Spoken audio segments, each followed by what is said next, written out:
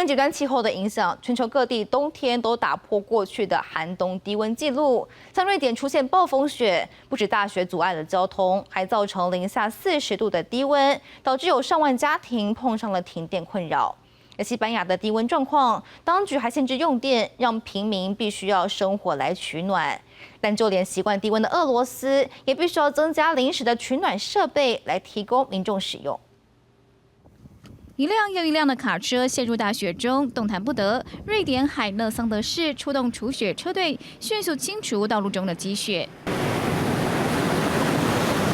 受到极端气候影响，全球各地的冬天纷纷创下新的低温纪录。瑞典出现暴风雪，高达60公分的积雪让铁路跟公路停摆。而瑞典北部跟芬兰南部当地13号，总共有上万户民宅还因此停电。因为交通不便，当局预估维修的时间将会拉长，未来几天的气温还可能会降到零下40度。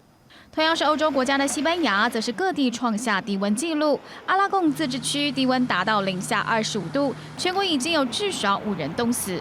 而在马德里郊外的卡纳达雷亚尔贫民窟，当局为了断绝违法大麻业者的用电，停止供电，让居民必须生火取暖，或是靠小型的燃料发电机来供热煮饭。